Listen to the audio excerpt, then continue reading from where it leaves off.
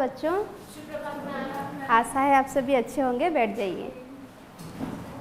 पिछली कक्षा में मैं कभी हार नहीं होती की कुछ पंक्तियाँ बताई थी और उन्हें समझाई मध्य थी, और उसके साथ आपको गृह कार्य के तौर पे उसको उन पंक्तियों को याद करने के लिए दी थी। उसके साथ शब्दार्थ और विलोम शब्द भी याद करने के लिए दी थी। तो आशा है आप सभी याद करके आए होंगे। आए हैं याद करके?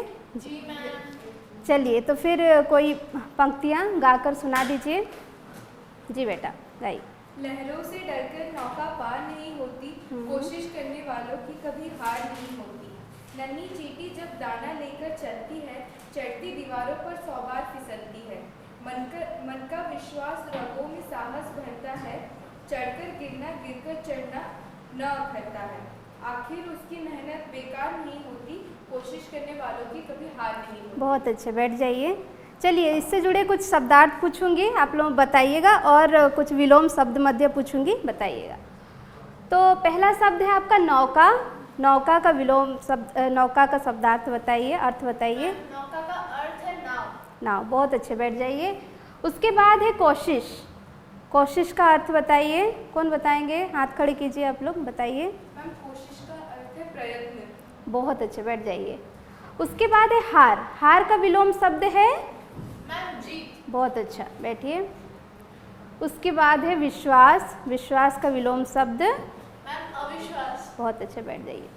चलिए, तो आगे की पंक्तियाँ पढ़ूंगी और उसे समझाऊंगी भी, और आशा है आप सभी समझेंगे। चलिए, तो पहले पंक्तियाँ मैं पढ़ लेती हूँ, फिर उसके बाद एक एक कर समझाऊंगी, ठीक है। डुबकियाँ सिंधु में गोताखोर लगाता है, जा जाकर खाली हाथ लौटकर आता है। मिलते नहीं सहज ही मोती गहरे पानी में, बढ़ता दुगना उत्साह इसी हैरानी में।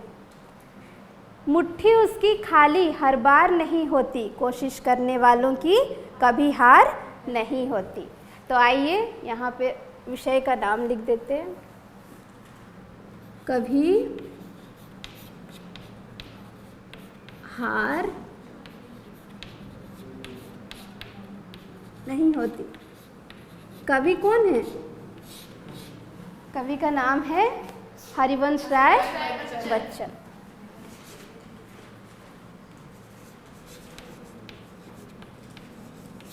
हरिवंश राय बच्चन। चलिए, तो यहाँ पंक्तियाँ हैं। डुबकियाँ सिंधु में गोताखोर लगाता है, जा जाकर खाली हाथ लौटकर आता है। जिस तरह चींटी बार बार दीवार पर चढ़ी थी, जैसे पिछली कक्षा में बताई थी, तो बार बार वो चढ़ता है और वहाँ से चढ़ती है और गिर जाती है, फिर चढ़ती है। उसी तरह गोताखोर, गोताखोर का अर्थ है जो जो गोता लगाता है, जो समुद्र में गोता लगाकर कुछ ढूंढने के लिए जाता है या कुछ हासिल करने के लिए जाता है। बहुत अच्छे, बैठ जाइए। तो वो सिंधु यानी कि आपका समुद्र। कठिन शब्दार्थ, हाँ, कठिन। लिख लीजिए आप लोग। सिंधु यानी समुद्र या सागर, ठीक है। तो वो क्या करता है? सागर में डुबकियाँ बार बार लगाता है, लेकिन बार बार लगाने के हिसाब, मतलब बार बार लगाने के बावजूद वो क्या करता है? खाली हाथ लौटकर वापस आता है। फिर भी वो गोता लगाया जाता है पानी में। क्यों? आखिर क्यों वो गोता लगाया जाता है? किसकी तलाश में वो गोता लगाया जाता है? मोतियों की तलाश में, या फिर अपने लक्ष्य प्राप्ति के लिए वो बारंबार क्या करता है? वो गोता लगाया जाता है। मिलते नहीं सहज ही मोती गहरे पानी में, तो क्या होता है? गहरे पानी में जल्दी आपको मोती नहीं मिलते। अगर सबको मोती मिल जाती तो सभी अमीर हो जाते हैं, ऐसे ही, ठीक है। सभी गोता लगा लेते, सभी मोती आप पा जाते, ठीक है। तो उसका वो कार्य है, गोताखोर का कार्य है मोती ढूंढकर लाना। तो वो जब तक मोती ढूंढकर नहीं लाता तब तक वो गोता लगाया जाता है, ठीक है। तो उसके मन में क्या है? विश्वास है कि वो कर पाएगा, ठीक है, वो मोती ढूंढकर ला पाएगा। इसीलिए वो बार बार क्या करता है? डुबकी लगाता है। सहज ही मोती गहरे पानी में। सहज यानी कि सहज, वेरी गुड। सहज यानी कि आसानी से, आसानी से। चलिए आगे बढ़ते। यहाँ पर है पानी शब्द है। पानी शब्द का विलोम क्या होगी? विलोम शब्द और पानी का पर्यायवाची।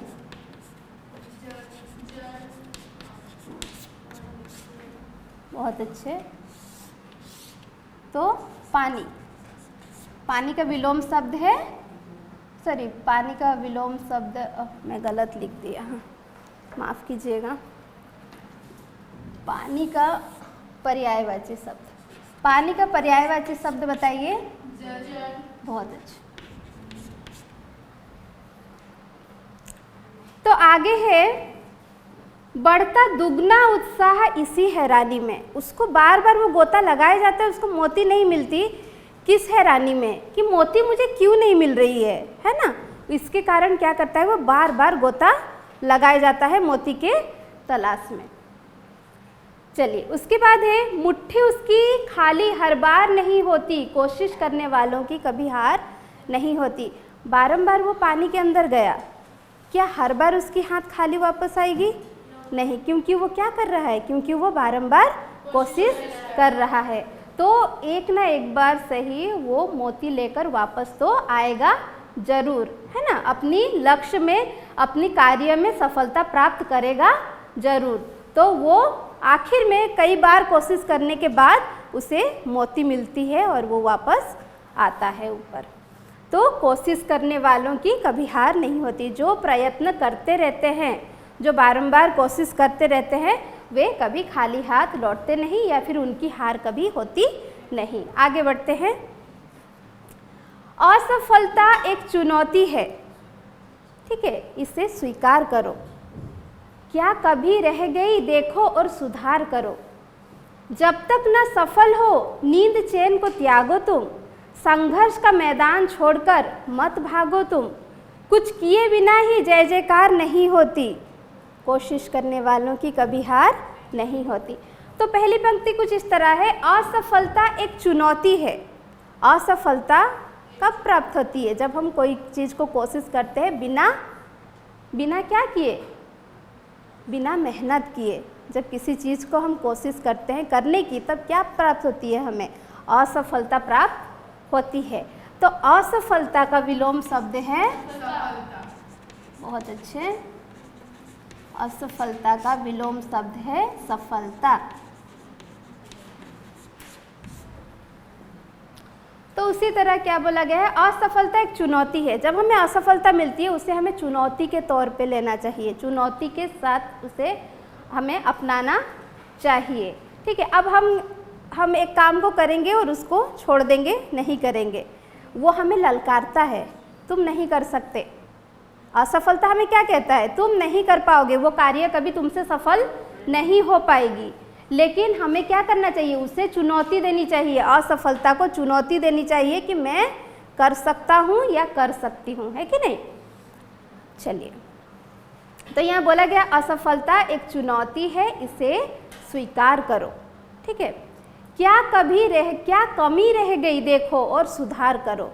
तो आप जो कोशिश किए लेकिन आपने क्या पाई? असफलता पाई, ठीक है। आपसे क्या कमी रह गई उस कार्य में? आपने क्या नहीं किया जिसके कारण आप असफल हो गए? उसके ऊपर आप ध्यान दीजिए और उसे दोबारा कोशिश कीजिए और उसे सफल बनाइए, ठीक है। आगे, जब तक ना सफल हो नींद चैन को त्यागो तुम। जब तक आपको सफलता प्राप्त नहीं होती, जब तक बार बार कोशिश करने के बावजूद आपको नहीं मिल रही है, तो इसीलिए जब तक शब्द का इस्तेमाल किया गया है। जब तक आपको सफलता प्राप्त नहीं होती, अपने नींद और चैन को त्यागो। आप जब तक नींद और चैन का क्या तात्पर्य है? यहाँ नींद और चैन नहीं, ठीक है, उसका तात्पर्य है कि आप ध्यान दो, जिस पढ़ाई में आप पढ़ाई कर रहे हैं या जिस कार्य को कर रहे हैं, उसको बारंबार अपने दिमाग में उस ख्याल को लाइए कि मुझे ये कार्य को करना है, मुझे इसमें सफल बनना है। अपने आप आपकी नींद चैन उड़ जाएगी, ठीक है। चलिए आगे बढ़ते हैं। तो इसमें क्या है? त्यागो। त्यागो शब्द का क्या अर्थ है? छोड़ो या छोड़ दो। ठीक है।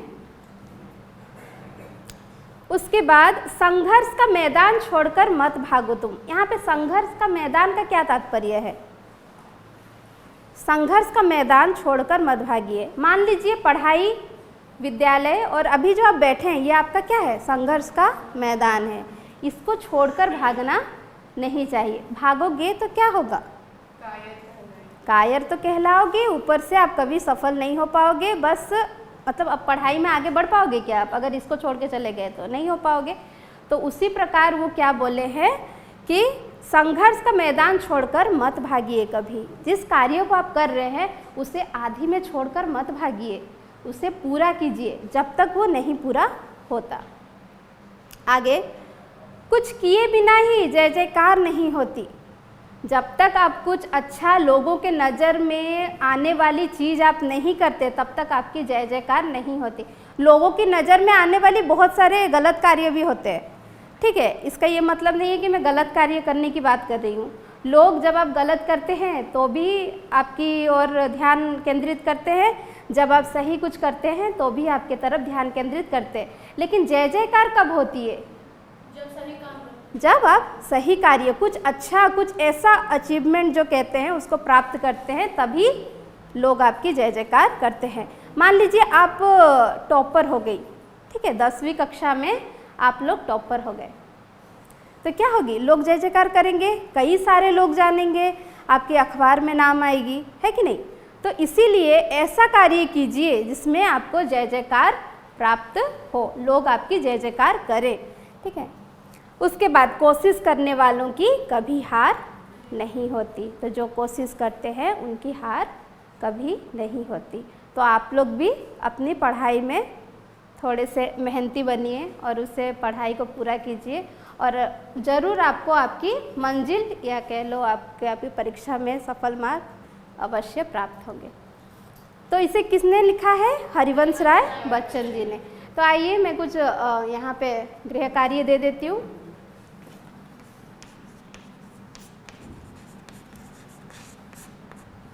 आप सबने लिख लिया ये ना, कुछ छोड़ी तो नहीं? संघर्ष का शब्दार्थ लिख लीजिए।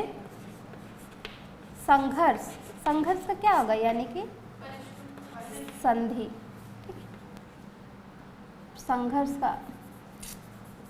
संघर्ष का विलोम शब्द। संघर्ष का विलोम शब्द है आपका संधि। संधि यानी संघर्ष यानी क्या? एक तरह से लड़ाई को कही जाती है संघर्ष करना, और संधि यानी कि एक दूसरे के साथ बातचीत करके जिसे जो सॉल्व कर लेते हैं हम, उसको कही जाती है। तो आइए सब कुछ लिख लीजिए। आपका गृह कार्य है, दिए गए कठिन शब्दार्थ,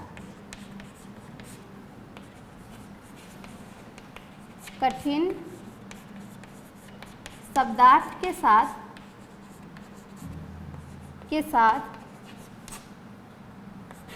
विलोम और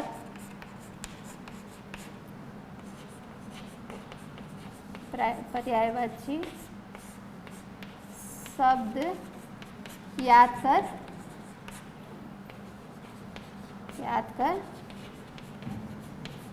आइएगा। इसके साथ अगर हो सके तो आप पंक्तियों को याद करके भी आइएगा। चलिए, आशा है आप सभी समझ पाए होंगे अच्छे से, और अगली कक्षा में आप लोग ये पंक्तियाँ पढ़ के मुझे समझाइएगा। ठीक है, उसके साथ पंक्तियाँ पढ़ेंगे और उसके साथ मुझे समझाएंगे। चलिए, आज के लिए बस इतना ही। धन्यवाद।